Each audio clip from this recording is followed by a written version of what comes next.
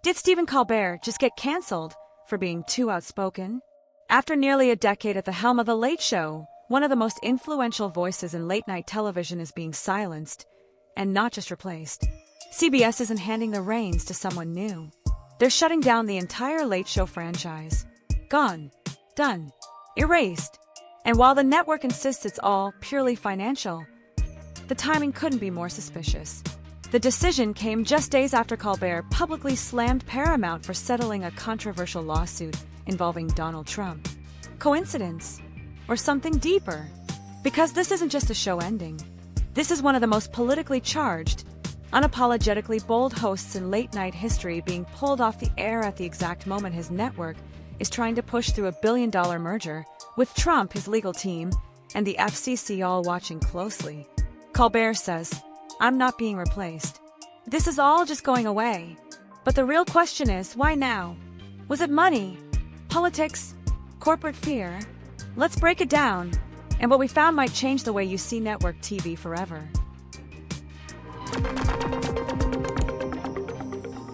The sudden announcement. On a quiet Thursday afternoon, CBS dropped a bombshell. The Late Show with Stephen Colbert will air its final episode in May of next year. Just like that, one of the most watched and culturally relevant late-night shows of the past decade is getting the axe. And here's where it gets strange. The network isn't canceling Colbert the host, it's canceling the entire franchise.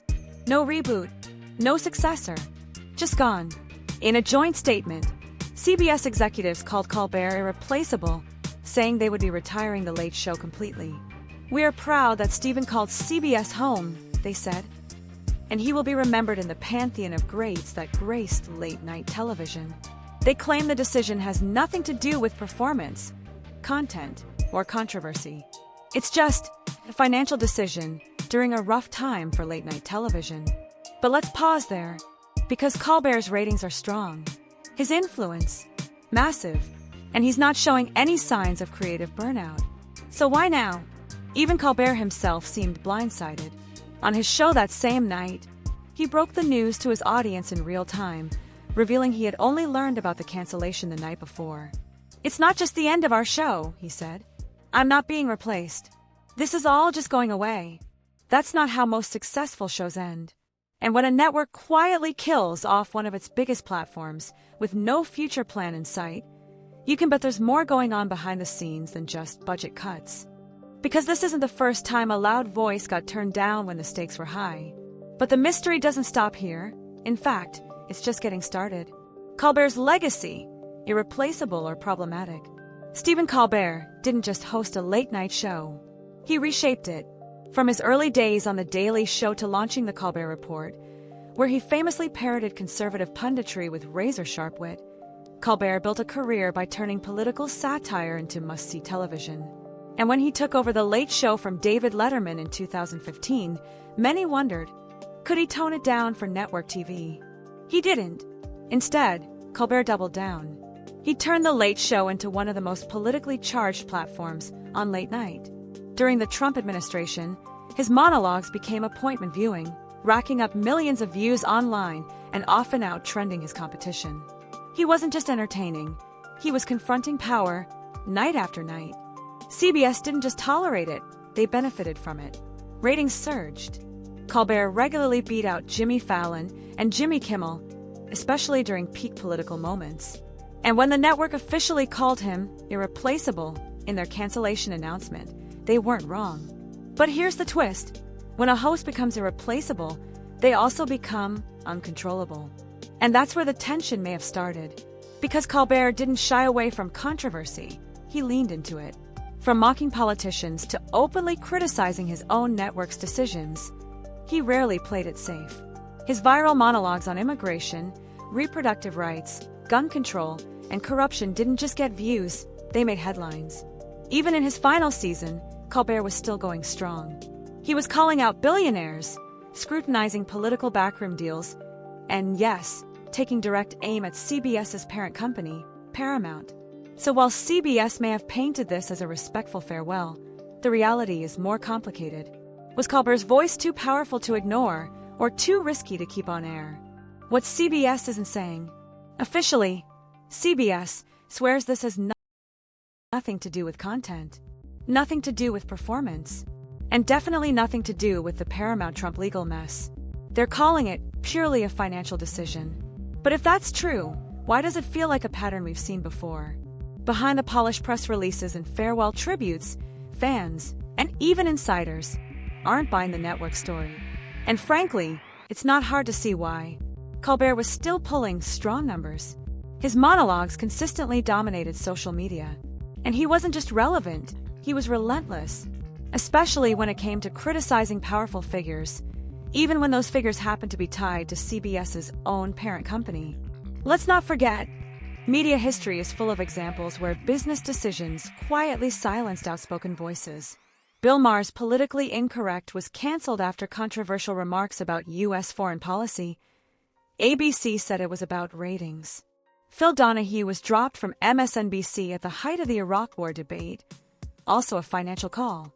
And more recently, entire projects have been pulled or buried when networks feared pushback from advertisers, executives, or political allies. So when CBS says this isn't about Colbert's content, it raises a bigger question. What kind of content is becoming too risky for network television? Because Colbert wasn't just telling jokes, he was naming names, exposing hypocrisy, and calling out billion-dollar decisions happening behind closed doors, including deals tied directly to the very people who now control his future. And as mergers, lawsuits, and political pressure swirl around Paramount, suddenly one of the loudest, sharpest critics on their own payroll is gone? It's a little too convenient. And it fits a troubling pattern. When political voices on major platforms start making powerful people uncomfortable, networks tend to find a reason, any reason, to pull the plug, even if they never admit it out loud. What happens to Colbert next? So, where does Stephen Colbert go from here? As of now, there's no official plan. No new show. No streaming deal. Not even a hint of what's next. Just a date on the calendar, May, when The Late Show goes dark for good. And that's silence. It's got fans and media insiders buzzing with theories. Could Colbert be gearing up for a streaming comeback? Platforms like Netflix, Hulu, or even YouTube have shown they're more than willing to hand creative freedom to bold voices. And let's be honest, Colbert off the leash, no network censors, no corporate pressure, could be even more dangerous and even more powerful. Or maybe something bigger is brewing. A move to launch his own independent media platform? A podcast empire? A political comedy network that isn't afraid to rattle cages? Because here's the truth. Colbert's audience isn't going anywhere. They followed him from the Colbert Report to The Late Show, and they'll follow him again, especially if he's free to say what CBS never let him. And if this is the start of Colbert going fully independent, it could mark a major turning point. Not just for him, but for political satire as a whole.